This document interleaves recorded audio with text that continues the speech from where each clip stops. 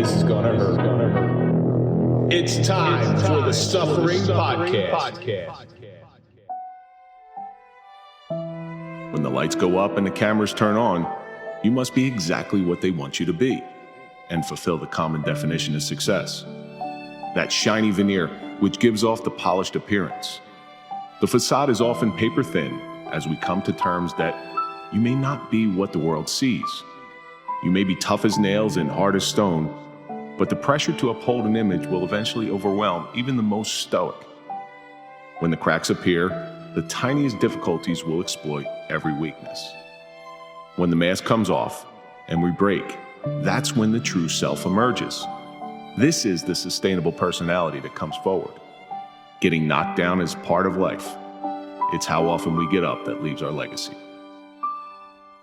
I'm Kevin Donaldson here with Mike Failace, and on this episode of the Suffering Podcast, we sit down with a boxing legend. We're in studio with Gerry Cooney himself to discuss A legend. to discuss the suffering of a professional boxer. We want to throw a big shout out to Toyota Hackensack. They take care of us. Please, if you're looking for a car, let them find you a car. Go to toyotaofhackensack.com and they can help you out with that. Now, Mr. Cooney. I mean, where do we even start? I got to tell you, because you're so tall, I got to call you Mr. Cooney. Because I'm afraid if I call you Gerry, you'll knock me out. No, I wouldn't do that. And of course, That's why they call him Gentleman Gerry Cooney, because he's a gentleman. Sitting in with us is our very own Charlie Cifarelli, who Charlie's a huge boxing fan. He's also Charlie, I could have been a contender. Before we get into anything, Gerry, we like to take a question from our audience every week to see how our guests will answer it. Try to give them a little tool on how to overcome certain things in life. And this week's question comes from Justice. It's how do you stay focused when old habits creep in? You got to stay in my lane. You got to keep, paying attention to what you were taught. And if you don't, you got to ask for help. I mean, that was a great question. I heard someone say one time, "Can you help me?" And I've been asking that question for a lot of years. Well, when you were younger, did you ever ask that question? Hey, can somebody just help me? No, because I was taught not to talk about it, not to communicate, keep it quiet, and don't say nothing to anybody. That's the problem. Yeah, and you grew up in that feeling. You sit in the back of the room. You don't raise your hand. Out of sight, out of mind. That's how it was in my house. You crawl into that little hole, and and we said it just last week. You get comfortable in that hole. And sometimes you don't want to ask for the help. Well, you kind of have to make. And I have a friend of mine who was a prisoner of war. He escaped, and they kept him in a hole for a couple of years. And I said, John, how did you take it? And you know what he told me? He said, I learned to like the pain. Yeah. And that's what you have to do. If you're in that state, in that place, that's all you can do. You learn to like the pain. It's amazing what you can get used to, right? Yeah. I mean, it's hard to get out of it. You become so comfortable in it that when it's easy to get out, you still find yourself going back for a while. Well, what do we call that? Resisting success. When you're that deep down and you're that hurt, sometimes that becomes comfortable to you, and you really. It's not like you don't want help. You're comfortable where you're at. Well, that's all you know. Yep. And that's you've learned to make peace with it some way and not feel and stay down. That's the story about it, and that's the way you survive until you find a way out. Charlie, what do you think? You've been sober for so long. What do you think? When those old habits creep in, how do you stay focused? I stay focused because I got a support group that are people that are sober, and I got a morning meditation, and comparison is the thief of joy. I really don't look outside to try to change how I feel inside. Mike? Gerry, you said something before, like, can you help me? You really need to help yourself. Well, here's the story, right? You constantly think so little of yourself that when you finally do come to learn to love yourself, the lights come on. Yeah. And you see your way out. But, until that happens, we keep falling back into the old guy. We feel safe there. We feel comfortable. We learn to be comfortable. Yeah. But it's not comfort. And you kind of see people changing, and you want to feel that. And it's been a great experience. 34 and a half years clean for me. My life has really turned around where I can be intimate with my wife. I love my children. I can't wait to see my wife. I can't wait to go to bed with my wife. this is the things that were giving me the gifts Yeah. of life that I was supposed to be given growing up. Unfortunately, my father never knew about them. He learned how to survive, and he taught us how to survive. And unfortunately, there was a lot of neglect and abuse, and But how to survive was more street survival. well, yeah, I mean, you have to hide, sneak, learn how to lie to my father. You couldn't tell him, you had to survive. You find out real quick who Gerry really is. Well, no, it's a process. I mean, I listen, I was 15 and a half. I went to the gym. My brother was boxing, and I thought I was good. I was hitting a heavy bag in my house. I said, let me box. Can I box somebody? They put me in this little Italian guy, and he knocked me around the gym that day. And I threw the gloves off, and I went home. And I said, forget it, it's not for me. But I went down in the basement the next day, and I put the gloves on and hit the bag, expecting the guy was going to come on me. And 2 or 3 days later, I went back to the gym, and I asked if I could box that kid again at 15 and a half. And he couldn't do that to me. Once I understood, I learned about breathing, I learned how to move it. And then 6 months later, I went and won the middleweight championship in the Garden in front of 21,000 people. It was. But isn't that a great metaphor for life? What you just said right there. You got knocked down. You picked yourself back up. You got back in the ring, and you kept going. Well, you kept moving forward. That's a struggle. That's life, that we have to get up and move forward. People get stuck. People stay down. People don't turn the page. At some time in our lives, we have to understand, okay, this is not for me anymore. I got to turn the page and get on with my life, get a new set of rules. And fortunately for me, I helped a lot of people. And in that process, I was able to help myself. Well, one of the greatest quotes I ever heard, and I'm sure everybody heard it, it's not how many times you got knocked down, it's how many times you got back up. By your friends, I don't by look at that, your friend Sylvester Stallone. Yeah. Well, Sports I don't Illustrated look at cover. that. Life is a struggle. Life Yeah. life is a fight. Yeah. Listen, I don't know if there's any blessed kids that didn't have any trouble in their life. Obviously I learned that you're no good, you're a failure, you're not going to amount to anything, don't trust nobody, don't tell nobody your business. Meanwhile, my father was telling me that so nobody would know what was going on in the house. Yeah. But see, I use that as my strength. To answer this social media question, I use that as my strength because I was told very similar things to you growing up. You're not going to be any good. As a matter of fact, my father used to call me the laziest white man alive. That's exactly what my father used to say to me. And now I use that as my strength. I use that as my reason to stay on the straight and narrow. I'm going to show you, you son of a bitch, I'm going to show you, and I'm going to be good for goodness sake. I forgave my father. That was my story. Yeah, you forgave And him? the only way I could get away from that was to forgive my father. Kevin used to be called the Great White Dope. I haven't gotten there yet. I haven't gotten to your great point. place. Get there because you're just wasting our I've tried. time. I've really tried, but there's a lot of backstory to it. But Justice, thank you so much for sending that in. It's a really tough, thought-provoking question, and I think it's going to help a lot of And people. Kevin, I don't think we have to ask the toughest question. You know what I want to ask? Because the last time I saw you, you punched me square in the Right ribs. in the ribs. I didn't punch you anywhere, bro. I may have tapped you or something. Maybe I touched you. It was a love tap. A tap from a world-class heavyweight who George Foreman once said that you were one of the hardest punchers he's ever faced. Yeah.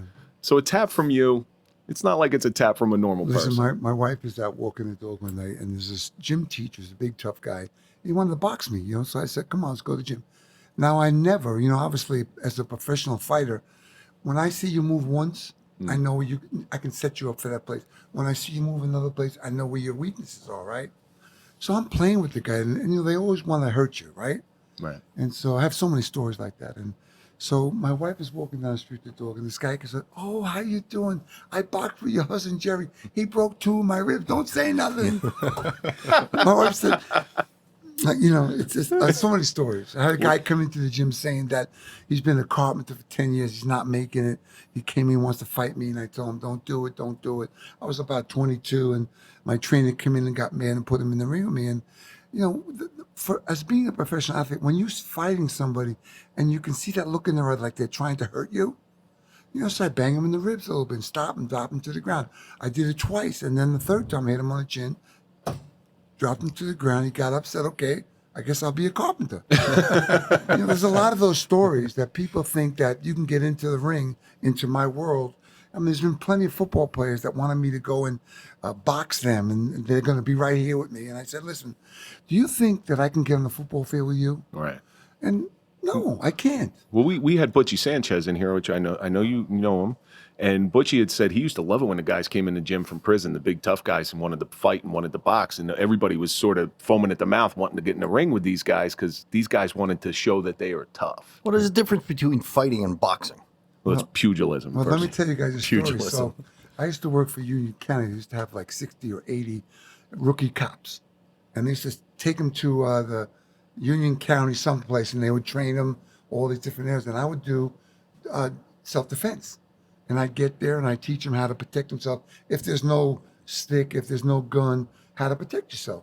And so there'd be 80 guys in a circle, and there'll always be 4 or 5 guys that want to try you out. And so I used to get a kick out of that because everybody would be around the circle watching them, and I would box them. And, they couldn't get to me. And I'd slap them around. They'd be a little bit embarrassed. It was so much fun. Would you ever have an instance where, okay, you're moving on in your career, and I know we're sort of getting off track, but you're moving on in your career where somebody tries you. You're Gerry Cooney. You fought for the heavyweight championship of the world, and somebody just for a little bit of street credibility. We just saw this with Mike Tyson on an airplane. Sure. Yeah, on an airplane. And Mike lost his cool. Right. He lost his cool, and to his detriment, because that was on camera. Did you ever come across that? I've always had people with me. You got to be smart, right, about it. Because you could kill somebody. Well, yeah, I mean, I usually tell them, what is it you really want out of this? You want to fight me? Mm-hmm. And they never do. It's just a crowd of people. They think they're tough guys. But when you look them in the eye and say, what is it you really want from this? They never want to fight. You have an amazing calmness to you, being in the ring, and in what some people call one of the most violent sports. But I have boxed, and it's not a violent sport at all. It's a sport of science and reaction. That's not something that's learned, because I've watched a lot of your fights as an amateur, especially when you did the New York Golden Gloves, and then when you went to one of your first pro fights against Dino Dennis, who talked a lot of trash to you. I watched the difference in the way that you moved. Is that something that is taught, or is it something that a boxer naturally has? Well, I remember he put his hand on me at the weigh-in, and it really made me angry, right? So I come back after the first round. My trainer says, you could have knocked him out. Why didn't you do it? I said to myself, it was the first time I ever said this. I have plenty of time. I was so angry with him. You just wanted to punish I him. beat him up a little bit, you know what I mean? And that's part of the game. And, they'll often talk about, there's a knock on the door, and they open the door, they say, Cooney, you're next. And your life kind of passes before you. And then the walk down the hallway, you start to hear the roar of the crowd. And I'm getting chills as I'm telling you, because you become magical when that happens. When you're in shape and you're taking care of yourself, it's just magic when you get in. You don't care about them introducing anybody, singing any songs. Just ring the bell. I want to get going. I have a plan. I'm listening to my corner. I'm going to take this guy apart. That's the game. That's one of the questions I was going to ask. And in modern day boxing, it's all about like showism now. These guys come in with these whole entourages, and to me, that's just get in the ring and fight. You know what? I have fun with it because they're all crazy guys. They're just human beings, and it's their moments, right? But I love when these guys come in with all this pomp and circumstance, go out and get the ass beat in the first round, sometimes it happens, shit knocked out of them. Hey, listen, that's life, right? We all do. Yeah. We all get knocked down, right? We have to get up, dust off our pants, and move on, and without sitting still for too long, because life's not waiting for us. Yeah. Father Time never stops. Right. So when you were working with Victor Valley, and did he sort of mentor you? I've heard things. He was a second father to you. Did he sort of mentor you into the big arenas that you were about to go into, and preparing you? Because I imagine that can really get your nerves, and it screws up your game a little bit. No. So he was a great guy. I love the guy, great guy, and he really gave me a lot of stuff. And in the moments, I couldn't really understand it all. When I finished boxing, looking back, is when I really learned how to fight. I mean, I was an angry guy. Anger took me to finding those openings. But when I finished the game and I was out of the game for a while, and life slowed down for me again, I was able to really ingest what he told me all those years and be able to pick it up and make the guy miss and find the opening. And, and that's the gift of it. But when I was a kid, and probably because of my upbringing and my background, I couldn't really see as easy as I see guys I train now who can pick up quickly and they keep it. Like I have my daughter and my son, they both can fight. They're both punchers and they don't forget. Back then for me, it was like, life was spinning. And I was trying to hold on. And that's where booze kind of calmed me down a little bit. Like I believe the night, May 11th, 1981, when I fought Ken Norton, I believe that night I could have beat Holmes. I was in such great shape. I was a beast. And you took over that fight. Well, I want to just tell you a quick story in that fight. So I'm fighting Norton, and I'm 23. My son is 24. I can't believe it. I was a year younger than him fighting Ken Norton, who just lost to Holmes 3 years before. And so when it came out, I always like to let the guys feel my power. I want them to feel what I got. So maybe it's going to make them a little leery coming in, right? So I catch him with the right hand to the body, and he buckled a little bit, and I thought to myself, wow, that shit felt good. I got him. I got him. Let me take a shot here for 30 seconds. Somehow I got him. I spun him into the corner, and when I caught up with his bobbing and weaving, I hit him with an uppercut, and you could see him go limp. But the referee, he didn't stop the fight, and you're trained to keep going until it's over, right? So, right. If I recall that, he's down, and you're still going to town on him. I can't remember. How do you remember? Because I watched it. I'm just kidding. Because I remember. YouTube is a great thing. He was stuck on the rope, and he couldn't fall. Yeah. But the referee wasn't seeing that. But I have to keep continuing to fight and it felt pretty good, right? So I knocked him out in 54 seconds in the first round. You think I was in greatest shape of my life. You think I would say, well, I got to get a good trainer. I got to get a nutritionist and a condition coach because I'm going to fight Larry Holmes for the heavyweight championship of the world, right? Thing I've been wanting to do my whole life. But because of my upbringing and the fear that was involved in that you're just not good enough, you can't make it, we self-sabotage ourselves. Yeah. And I started to party that night. And 13 months later, I fight Holmes, and I get stopped in the 13th round. But, see, it wasn't me because I was drinking. I wasn't taking care of myself. So I was going to prove my father wrong anyway. That it wasn't really me. It was that I was drinking and didn't take care of myself. Dumb.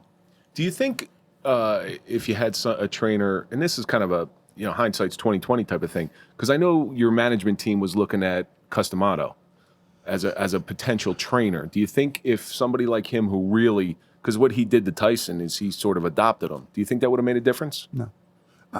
They set up a meeting with me with Customato, and I was like a half hour, 40 minutes late.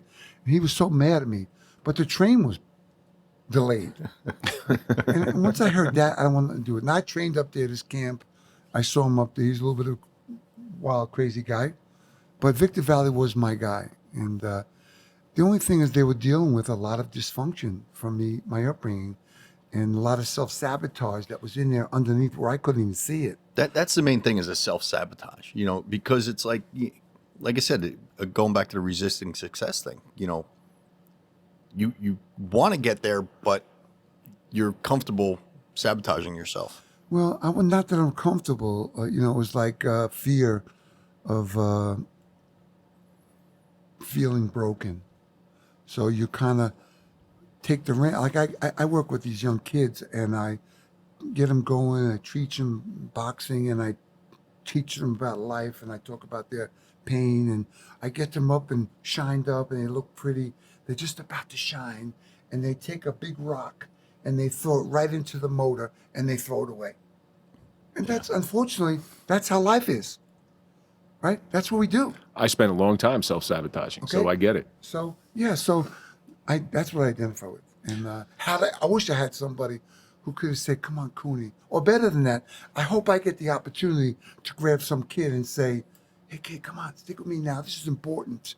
This is really important. Let's pay attention. That Mickey figure. I have somebody like that. That Mickey figure in the guys Rocky. I had wanted to make money, not my trainer, but these other people. And that was the most important thing. It wasn't me. Right. Well, You they know? pulled some tricks and stuff like this. I had heard a story that they offered Muhammad Ali $250,000 a year for the rest of his life to fight you. No. We were supposed to. Let me tell you about me and Ali. So Ali and he was thinking about fighting me back in those days. It was I really didn't know anything about it at that time. But so he fights Leon Spinks, and what happened was he lost to Leon Spinks. So that messed up the whole fight card to me, because now he had to go back and have a rematch with Ali again, right? Yeah. So that's how I got kicked out of that picture. But anyway, to say, I got Larry Holmes. Listen, I have a great radio program, Sirius XM, channel 156, Mondays and Fridays. And we broke down the heavyweight division from Jack Johnson up and through Muhammad Ali, Lennox Lewis, Larry Holmes. And Larry Holmes, next to Ali, he was number 2. He and Lennox Lewis. That's how great a fighter he was. That's the kind of guy I fought with no experience. You see Larry Holmes now. Larry, We're great friends. Yeah, I see you with him all the time. But great you see friends. Larry Holmes now. I remember Larry Holmes in his prime, and he was a beast. He was a beast. So was Lennox Lewis, though. Lennox Lewis was a monster. Yeah. You had all these guys, and people forget how good Larry Holmes was, because he wasn't champion He for. was not good. He was great. I traveled in Europe with him for 2 or 3 weeks. And so every stop, every dinner club we did, we saw highlights of his films, highlights of my films. And what a magical guy. Yeah. How patient he was. He waited. He got dropped. He got up, found a way. And I love the story behind that particular your fight in June of 1982 with him. I love the stories behind how you were the Great White Hope, and that's how Don King had built it. You know. Yeah, that's true. did- And let me just tell you a story quick. You bring all these great things up. So what happened was my wife sent away. She sent the hair or whatever you send away, and found out that I was 10% African American. Somewhere's in there. So Well, there goes the whole Great the White whole Hope. thing was a lie. It was a lie. The great white 90%. Do you know what I'm saying? Anyway, the thing of the matter is, Holmes did not like me because he felt like I got the easy track. In some ways, I did. You were on the Right. cover of Sports Illustrated. Sometimes they put me on the cover, him on the inside cover. Yeah. He was so mad at me, right? And so today, we're the best of friends. I talked to him today. I'm telling him he has some diabetes. I'm telling him you gotta exercise. Yeah. That's our conversation today. Right. You know, I mean, even back in the day, like a guy like Ken Norton. Ken Norton was jacked up back in the day. He when was. a fighter. He was I older mean, than he that was when we fought. ripped. But I want to tell you what But reason. Holmes was just a big guy, with and a great puncher. He fought Norton to death, life and death. Yeah. 3 fights.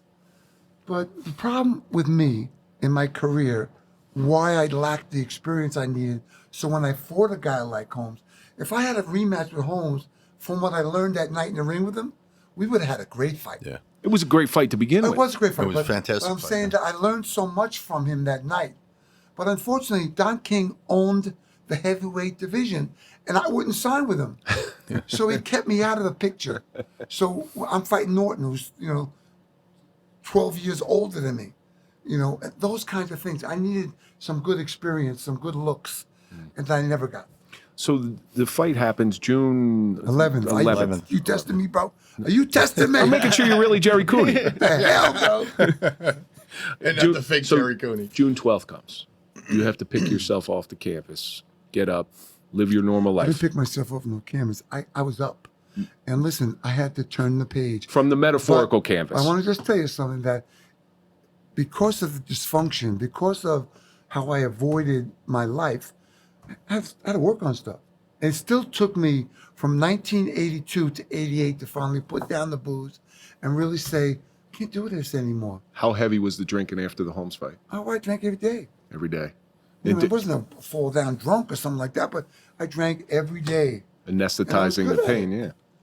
You were a pro Well, not drinker. just the pain of that fight, of my life. Of your life, Of of the your life. confusion, the fear, the loneliness, the emptiness. I'm reading a great book right now. It's about this guy that he's so codependent on these women, he can't live his life. I needed someone to hold me and squeeze me at nighttime. And I was so the alcohol, raw. the alcohol held you. Well, it helped. That's- It helped me, and women. Yeah. And unfortunately, I felt a lot of guilt about that through my life. And then I found out everybody goes through what they need to go through to get to the next place. So here I am now. I put the booze down. I stay alone for 5 years. And then here's the story, right? So here's what I did over and over again. I met the beautiful girl. She dressed good. She smelled good. She laughed good. And when the dust settled, she was crazy because I was crazy. Okay? You were on the same level of crazy. Charlie, you talked I was about attracted to that because I felt like I was safe. Yeah. Like this was going to be safe. I'll be able to fix her the way I make her, the way I want to make her. It never happened, not once. And so I had to stay alone. And in that time, I went to Africa. I went to Central America. I played golf. I did all these beautiful things. And I learned about who I was, finally. Well, Charlie talks about that. You get together with a person who is of your same personality, right? You attract what you put out. You're right. And you know, Gerry, I have to say this. I watched a documentary on YouTube about you. And I never did. I did. And I got to tell you I something. watched it earlier this week. Your father could have been my father. And tonight, this is a meeting for me because I think that's the last part I got to do. I got to forgive him. I got to forgive him. I took a ride out to where he's buried. Spent an hour and a half with him. But yeah, thank you.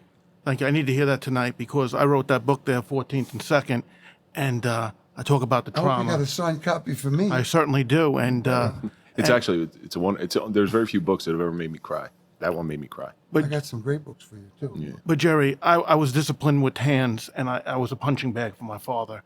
And, you know, I hearing you tonight say you forgave him means a lot. And, of course, I ran myself into the arms of women, and nobody could fix me because I was attracting people that were broken, and they were just as empty as I was. Listen, my father built a ring in the backyard. And he used to make my mother keep time. And I could never hit him. I could have kicked his ass. Yeah. And I'm But so that's glad, that fatherly respect. I'm You so can't do glad that. I never did because later on I heard someone that did kick his ass. Yeah. Their father's ass. Oh, And really? they've never had a very difficult time getting over. So I never did. And I guess he always wanted to be a fighter. And just in the military, he was a merchant marine. He never got that chance. He left home when he was 17. You know, it sounds like to me, and please correct me if I'm wrong, you have like a Lawrence Taylor type of story where you were so good at what you did that the drinking, like how do you tell Gerry Cooney, hey, listen, stop drinking. Yeah, stop drinking. You Stop got a big drinking. fight coming up. Otherwise, you're already fighting for the heavyweight championship of the world. Stop drinking. Like, how do you do that? Let me tell you something. So I've run into at least 100 guys that want to become a promoter. They were going to match up with this guy and that guy. They're putting 100 grand, 200 grand in. I told every single one of them, don't do it. Right? Every single one of them did it. Guess what? They lost. They all end up lost broke, Yeah. empty. You know, it's a game. It's a, you know, and, you know, that's boxing. But what finally clicked in you to say, I got to stop this? Was it after your fighting career? You know, I didn't know what to do with myself. I just never knew what am I going to be. Now I made money, and I made money and I saved my money. One thing I knew, that the rainy day was coming. I grew up poor. I grew up with nothing, holes in my shoes. I grew up with my brother's hand-me-downs, all those things. But I knew the rainy day was coming, and I fought my ass off to get there. But you didn't make the money that they're making now. I made, $10 million in 1982. Dang. Well, that's a hell of a lot of money then. It's a hell of a lot of money now too. But Yeah. Tyson was getting like $22 million I made a a fight. lot of money. Yeah. I made a lot of money. And Well, was that what led you into start? I know you were doing that fist program out of Gleason's. Well, the great thing for FIST was for me was that I've seen so many fighters come and go, and they're going to be the champ, and then they're going to be the sparring partner, then they're going to be the opponent, and then the fans feel sorry for them. They're broke. Yeah. So I saw that all my life. I used to spar with these guys, and so I was looking to get out, find a way out.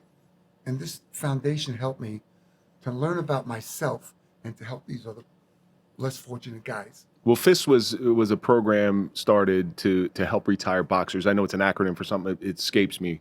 Fighters Initiative for Support and Training. Yeah. To put them in school, to find out what their skills are, what they liked. But what we found out was that there's so many issues: family, alcohol, drugs, children. You know, you name it. Nobody wants. They never learned how to fight because the managers made them dependent on them by taking care of their bills, taking care of this, taking care of that. All of a sudden, now Jose is in the gym. He's the guy, and you just get thrown out. Right. And so you become bitter and empty and lonely, and the sport that you loved turned on you. And there's not a fighter that I haven't met that I've asked, did you get away from the game for a while? I know I did. You know, some of you're like almost the flavor of the day. You know, when you're up there and you're making all that money, and then all of a sudden a young stud comes in, you know, you're no more used to that trainer or the promoter anymore. I never looked at it that way. You know, athletes, we're athletes. I respect all athletes. I have been fortunate to be with football players, great baseball players, soccer players, you name it, fighters. I've been with them all. We all have that element. You know, the problem that comes for us is we miss the roar of the crowd. Oh, I'm sure. And it's so hard to turn that page. So you stay a little bit longer and you become an opponent. And then you still go out there. And then you become a sparring partner. And then you still go out there. But if you go into an arena now, people are going to recognize you and clap for you. But not 22,000 people guys, screaming for you. I went to Michael Buffer and told him, do me a favor, don't introduce me when I come to the fights. I'll be out in Vegas with them. I asked him, please, I'd rather not be introduced. I don't want to be. I don't feel like what I did was, you know, I didn't have the tools at that time to be who I could have been. I hoped sometime I can give somebody that information. I'm a great teacher of the game, but it takes a lot of discipline for me to go away in March and come back in November, go away in December, come back in. You know, it's like you have to. The guy you're training has to want it. If you don't want it, I got no time for you. And I'm sure you could see it in their eyes if they want it or not. No, you can see how they respond. Yeah. How do you respond? I had a guy, a great guy, Lennox Lewis gave me from Jamaica. He was 59-1 or something. He brought him to me. I trained him, you know, for a couple of months. I brought a kid from Russia in, and all the kid wanted to do was stay back. He didn't do anything about getting inside. You know, you got to create the openings. Yeah. You got to become from amateur to a pro. I told that to Lennox Lewis. He said, that's what I wanted to hear. But this kid couldn't make that adjustment. It sounds like your post-boxing career, you're sort of trying to right some wrongs that you had in your life. Like you saw the holes in Gerry Cooney when he was younger, and you're trying to steer. Don't you think we need it? Of course we do. We need absolutely. warriors who have already fought battles in order to teach the new soldiers how to do it. But it's not about, you know, the warrior. It's about teaching a kid. Why don't you go to the post office and sort mail this summer and get your foot in the door and sort that mail every day and do it right. And then you'll get a job at the post office. You'll get retirement. You'll get a health insurance. You'll get, you know, a good salary.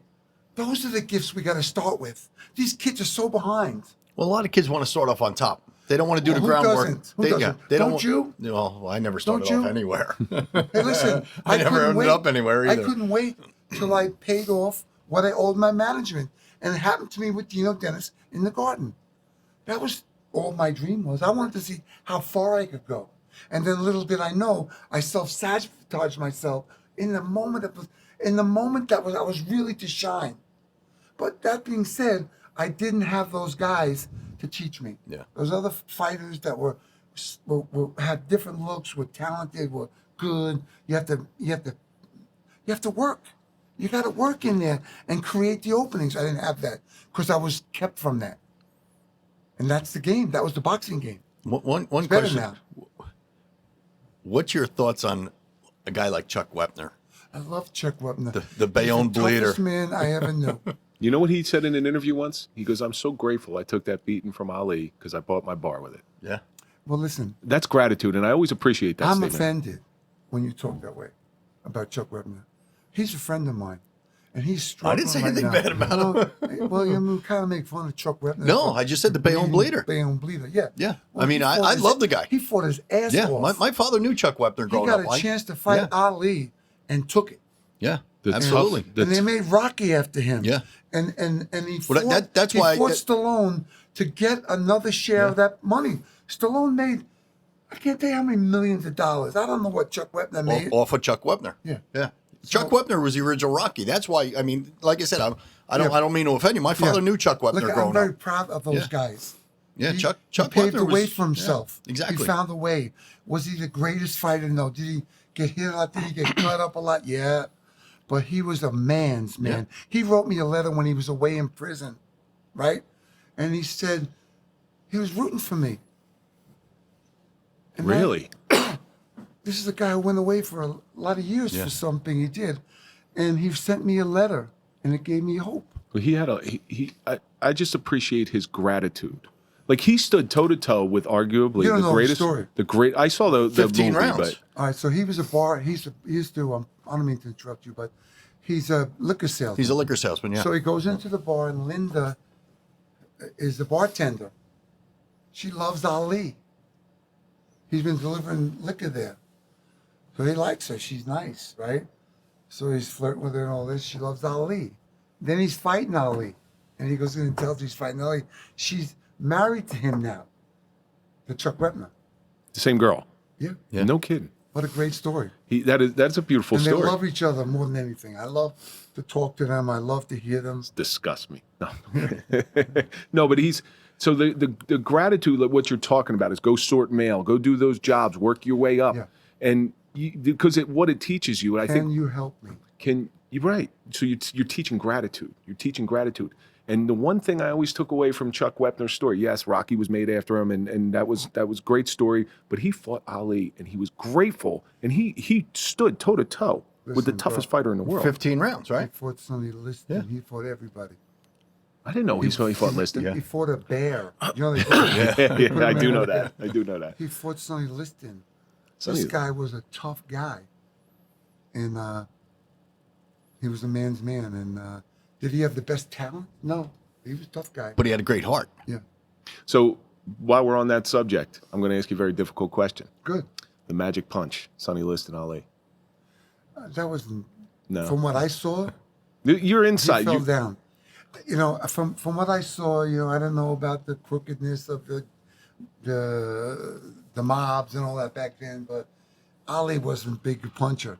He couldn't drop Sonny Liston like that and knock him out. I mean, you know, listen. He floated like And a butterfly. Then Sonny Liston, this is my opinion. Yeah. Sonny Liston hated needles. Someone stuck him in the back with a needle. Yeah, that's. I was just reading. I went down that weird rabbit hole with boxing. And I was reading his autopsy report today for some reason. There's no fixed fights today. There's just sick, you know, officials, sick people who score the fights. They don't know what they're looking at. Well, I know the Holmes. Your referee for the Holmes was Mills, the famous Mills Lane. Mills Lane. Great guy. Yeah. And you know, I guess some He's like the hanging judge. I remember his show, Judge Mills Lane. Judge Mills Lane. But I used to love when he officiated show. He No nonsense. he almost became a personality himself. Well, let me tell you something, right? So I'm fighting Holmes, and every time I come around to throw a left hook to the body, Holmes is pulling my head down, and Mills Lane is standing over there, and he says, "Don't do that again." And every time this happens, Holmes is a smart dude, right? He gets Mills Lane over there, and when I come to the body, he puts my head down. I hit him with low punches twice. I get 3 points taken away. I don't know anything about points taken away, but I do figure I can't win now. Yeah. Meanwhile, I was ahead. I was close. The fight was very close, Yeah. and I had 3 points taken away. But Mills Lane couldn't see it. As great as he was, we're all fallible. Well, that's the You know, fallibility they should have an outside referee watching the fight to be able to, you know. Well, that Now they have film. They have a rerun. You can go between rounds and rerun it, but you know back then they didn't. I think I same problem in professional football with the instant replay. There's some beauty about the human fallibility in officiating those games, boxing included. You know that's the element of it. I tell my young kids that I coach now, it's not a penalty until the referee sees it. You know, and I'm sure you see that in the boxing. Holmes knew exactly what he was doing. Yeah, he was good. Yeah. He was smart. He was smart. You sure you want to fight me?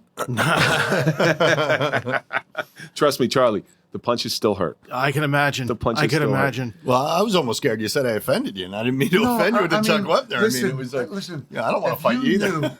I know you guys had a hard life. It wasn't easy being policemen and all that, especially in today's time. You got that right. But fighters, I don't care who they are. They get in the ring and that bell rings, you got to be a man. Yeah. And he was better than that. He didn't have the skills as much as some of the other guys, but he had the heart way bigger than that. That's what I said. He had heart. Like I said, my father knew him growing up, you know, and I always had an admiration for Chuck Wepner. I love Chuck Wepner. Because, I mean, he just went in there. He didn't care who he was fighting. He went in and balls to the wall every fight and would just start throwing until he stopped throwing. And I'm sure, he had some bar fights himself, I would imagine. Well, isn't that the way Allegedly. boxing is? It sort of catches the wayward kids and tries to get them focused on something out of the straight and narrow. Well, that's what happened with Mike Tyson. He was in a reformatory in Customata. Used to go and take the toughest kids, and the state would pay him to put him in his home, and then he would bring him to the gym and train him. Isn't it weird how Mike Tyson is now this modern day sage? Yeah, I mean, listen. He's got some great He's things. been through hell. He's got homing He's been pigeons. through hell. He's got some great things to say. I listen to him. Yeah. And this is a guy who Listen, Mike Tyson When he said- named a white pigeon after me, bro. really. What, you laughing at me? No. Once again, no. But he's one of the examples. And I used to do some stuff with the East Orange Pal in boxing. And sure enough, I'm on patrol one night. We get a call, some kids are breaking in the car. I go up there and I see one of the kids running. It's one of the kids from East Orange Pal. And I remember we caught him. And I said, "What do you think Coach Bilal will say to you?" And he goes, "He's going to beat my ass." It's exactly what the kid said to me. Because that program was designed to get the kids on the straight and narrow, focus them. Well, I mean, you also have to, at some point, you have to respect them and have them respect you. And that's the way to go about it, not by being angry or beating them up. You have to love them. And if it doesn't work, then you can't play. Well, you can't yell at anybody unless you show love behind it. It doesn't work. I mean, I grew up in that, so I understand all that. But, sometimes you have to sit them down. Sometimes you tell them you can't come out. Sometimes, kids just are frustrated. So how did you transition after you sobered up? After your last fight, you transition and you're counseling people. Now you're taking what you learned by sobering up and counseling people. If you had your greatest piece of advice that you give somebody who's in the throes of addiction, throes of sobriety, or the early stages of sobriety, what do you think is the best piece of advice to give them? Don't do it. Listen, you have to abstain. You have to understand that. I tell people, spend a half an hour on one piece of paper, write the last 3 times you went out from beginning to end on one piece of paper. And if you like my story, there's no more fun. It's over. So stand up to the plate. Get Yankee Stadium. Swing the bat. But this is, you put it on the refrigerator. You put it in your car. You put it in the bathroom. And you look at it because that's where you're going if you're lucky. A lot of people get lost on Route 1 in those hooker hotels. They go in, they never come out. I've heard it. I've seen it. Listen, this is one time around. There's no more do-overs. There's no more practice runs, no more making believe. This is the big one, son. Life is a one-shot deal. And I told the guy today, listen, he kept on trying to explain to me how he was going to do it this way. I said, well, then why don't you try it your way and then tell me how that works out for you? Try it your way. It's sort of an accountability list, right? Is that what you're looking at? We have to learn. What I've really come to learn is that I have come to learn to love myself. I'm important. And I've attracted people who are like-minded people, who I can trust, who I admire, who I love. And I try and give that out. But you have an energy about you right now. Okay, so I've always had an energy. That's what I'm going to ask you. Is it always like that? I'm always Even when you were crazy younger? dude. I'm a crazy guy. Listen, I love people. When I leave people, they pay me to come back. I give them a hard time, and they pay me to come back.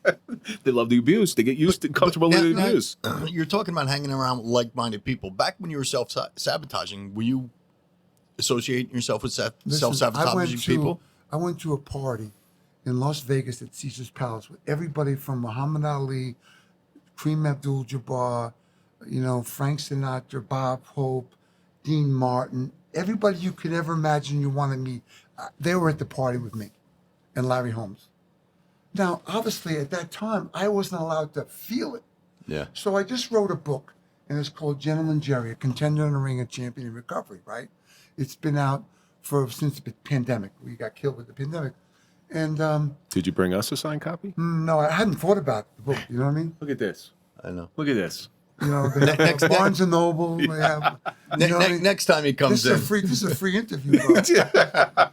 And I had this guy who writes a great guy, he's a therapist, but he was kind of like a little soft. You know what I mean? My life was anything but soft. So I had to read the book, and I had to clean it up. And it was the first time in my life that I was able to admire my life and my career, where I came from. I was not supposed to get to where I went to. And somehow, my God, they say, I'm reading this story about how God will pay you back tenfold. And I believe that today, that God saw this kid that was trying, and just kept getting knocked down. And he showed me the way. And then he even showed me the way when I was to fight Holmes. But I didn't take it. Yeah. You know what I mean? Like, if he comes to me and I take it, then I grow, then opportunities come.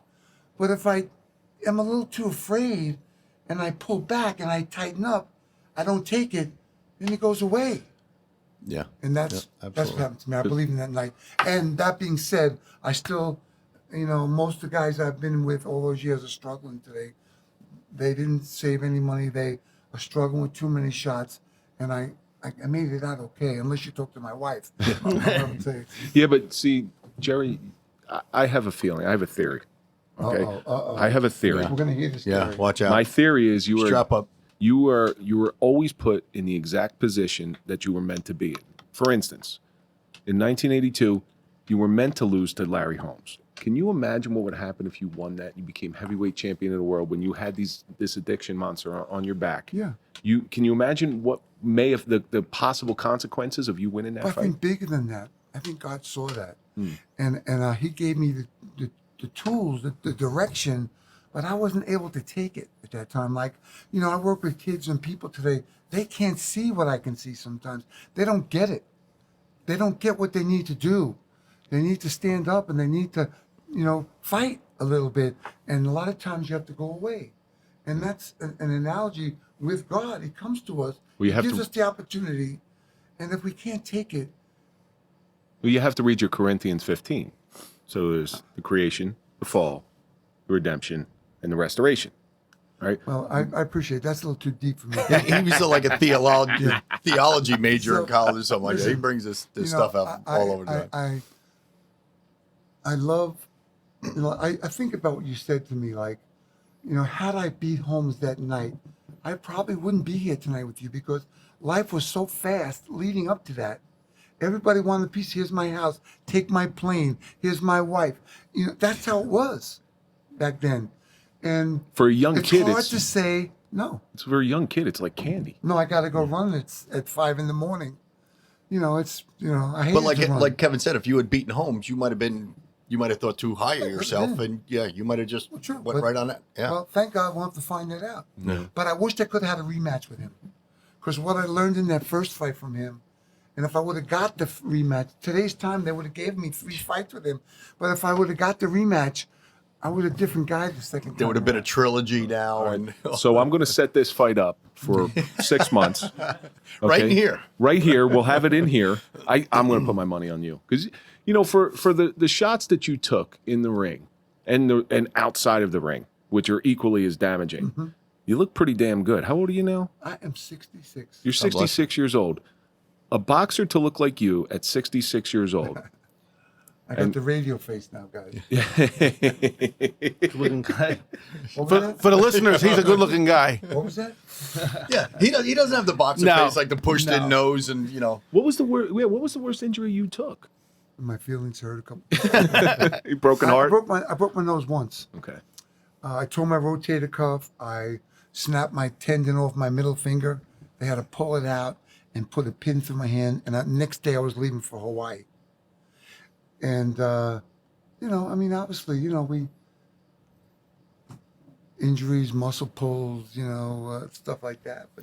But I see. what back cracks me up. then, when you're in the moment, when you're that guy, a world-class athlete, it's harmony. Like, it's just, everything is harmonious. It's like, you don't feel nothing. It baffles me that you broke your nose obviously like in the middle of a fight.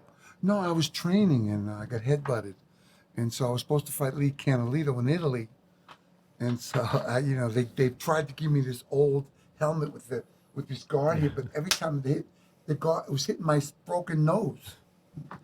But it cracks me up that these guys, these boxers who break their nose in the middle of a fight and they keep going. Is that adrenaline that just keeps them going? Because I broke my nose before. Your endorphins are flying, you don't feel it. But I broke my nose. Then there was a night where like I a scratched motherfucker. my cornea, right?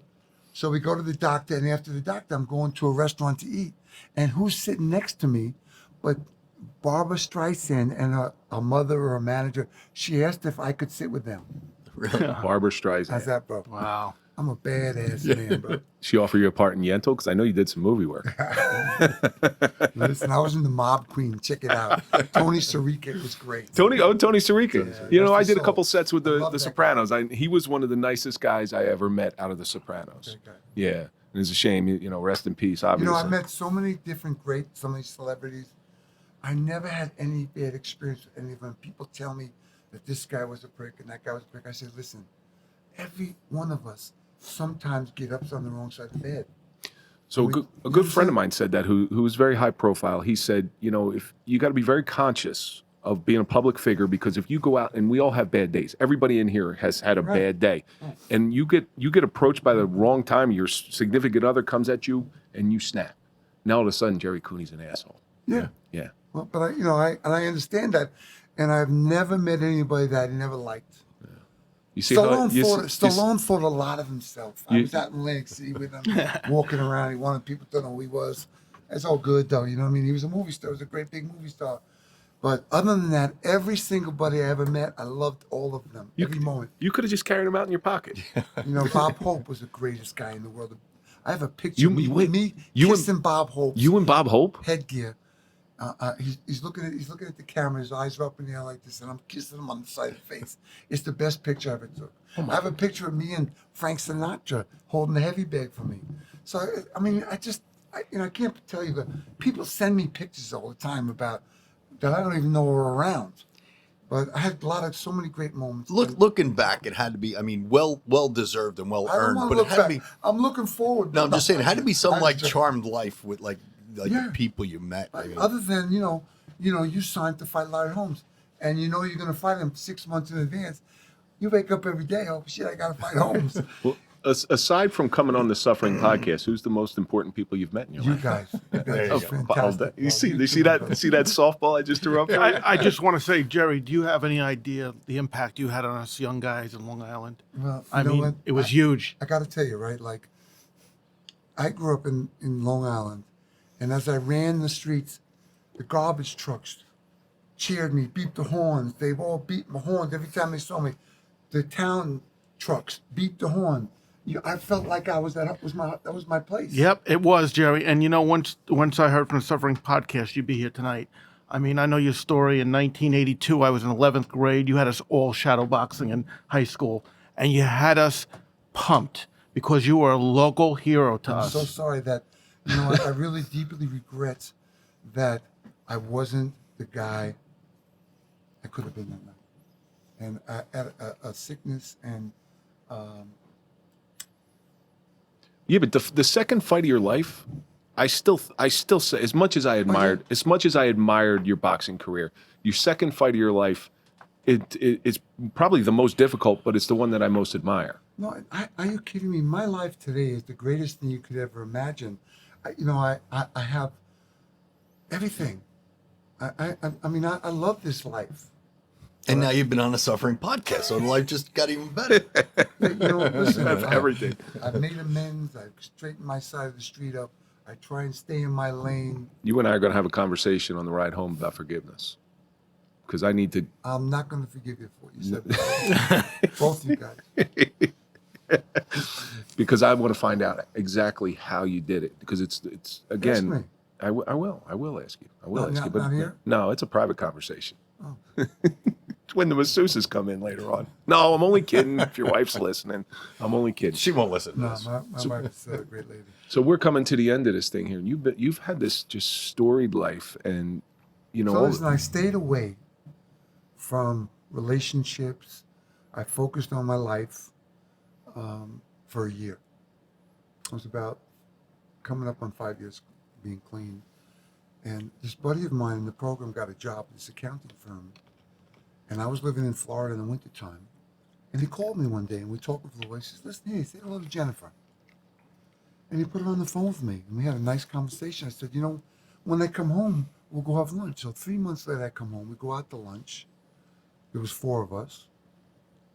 After lunch, Jennifer and me walked down the street holding hands. you read Stayed where, alone for a year. I got to know a little bit about myself. Cleaned up, a lot. And I met my wife. you were right where you're It supposed was to be. 30 years ago. 30 years. A little too young for me. Maybe she's getting old for me now. She's 12 years younger than me. Yeah, you might have to trade her in for a newer model. Again, I'm only kidding. I'm only kidding. 2 newer models. You don't keep a 30. My poor wife gets it from me because I tell her she just turned 40. I said, you don't keep a 40-year-old car unless it's a classic and hunt. You ain't a classic. That hurts. Girls don't come with the QQ plates. No. One question I have for you, though. I love it. Do you get more satisfaction out of like your career and your wins than you do the wins and the careers of the people that you're training now? I love boxing. I'm on a at the fight show on Sirius XM, and I know the guys. I know how they think. I know what they're working out. I know how they're making the plan. I can see it unfold. Yeah. Now I watch the shows. A lot of those commentators, they don't even know what they're talking about. And so, I tell the truth on the radio. I tell them what's going on. This guy's breaking this guy down. Doesn't seem like it right now. He's playing him out. He's looking him out. He's finding it out. You can't just go into the fight and do your thing. You got to piss the guy out a little bit. You got to wear him out a little bit. Find what you want. Get him to where you want him to be. That's the gift. It's That's got to the be magic. It's got to be magic. some kind of like satisfaction to you. One of the guys you train to see him in the ring and he actually wins a fight. Well, You got to be like a father figure. It's like watching your son do well. Yeah, I mean, I've had that experience where I had a guy who was training with me, and he was fighting this Marine in Hoboken. It was one of my fights for my charity, and for YCS, it's kids who struggle, and he was a tough kid. He was not that great, but he was a tough kid, right? And I said, listen, when the 30-second bell goes off every round, I want you on that guy.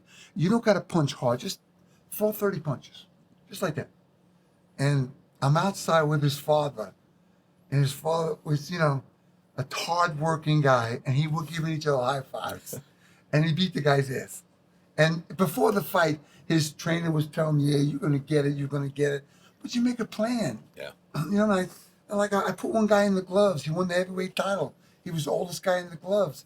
And I told him, the guy was a big right-hand puncher. I said, every time the right hand comes, dip to your right, weave underneath, give me 3 or 4, and turn one over and hold him.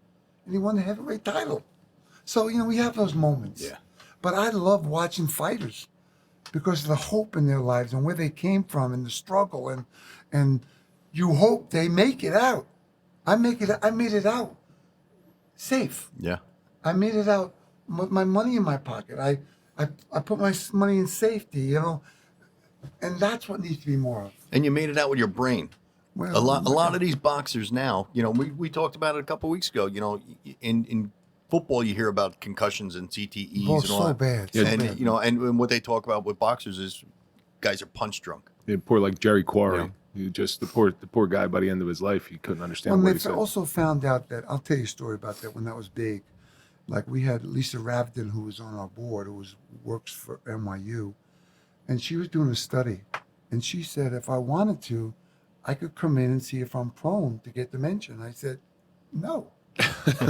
What the hell do I want to know for, right? In 5 years, you're not going to remember. Exactly. But but they have come a long way. Yeah. And I know a lot of guys that they just were so tough and could take a punch, but you can't take a punch. It catches up with you sometimes.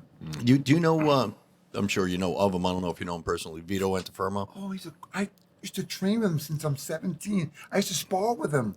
I saw Vito probably last year, and he went to a restaurant that we go to in Bayonne all the time, and he said, "Hey, what am I have for lunch?" The guy said, "Vito, you had lunch a half hour ago." He goes, "Oh, okay." Turned around and walked out. Yeah, he must be kidding, but he did take a lot of shots. That guy, and he was Great, tough as great nails. guy, great guy. I remember watching him fight And he when I was lost a his kid. wife. He loved Yeah. his wife, but back in those days, he was like the man, Yeah. and he thought he was the man. But you come to America, you become womanized, and the women don't want to put up with that. Yeah. And he was too busy doing his thing, and so that broke his heart. Yeah. Broke his heart. So, Gerry, we're coming to the end of this thing here, and I ask all the guests the same question. You've had this storied life. You've been through a lot, both inside the ring and outside of the ring, from how you grew up to how you ended up. What do you think your suffering has taught you? You have to get up, dust off your pants, and keep moving.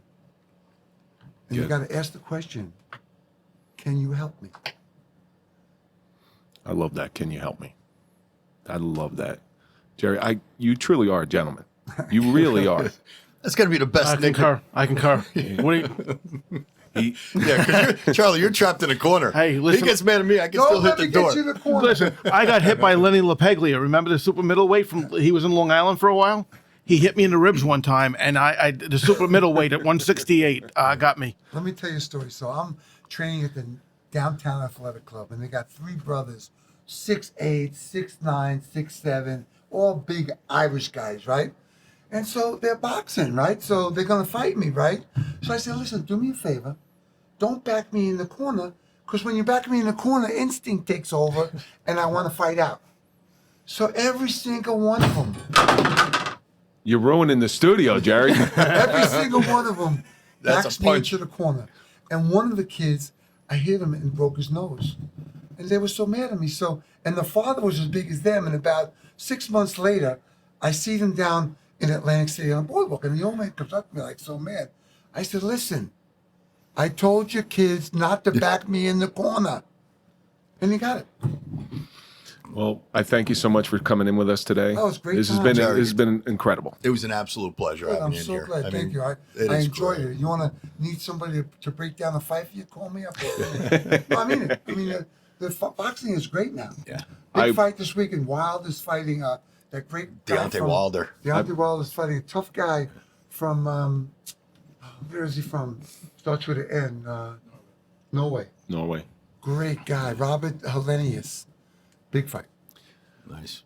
That's going to do it for this episode of the Suffering Podcast, The Suffering of a Professional Fighter with the Gerry Cooney. And let's think about all the stuff that we learned today. Don't say bad things about Chuck Wepner in front of Gerry. Keep getting up and turn the page. Self-sabotage will squash your dreams. Work your way up. Sometimes we get comfortable with the abuse. You are a true gentleman, Mr. Cooney. But most importantly, can you help me? That's going to do it for this episode of the Suffering Podcast, Suffering a Professional Fighter. Don't forget to follow us on social media, Instagram, Facebook, TikTok. Follow Mike at Mike_Failace. Follow Charlie at Charlie Cifarelli. Follow me at Real Kevin Donaldson. And, of course, follow the Suffering Podcast. And we're going to see you on the next episode of Suffering Podcast.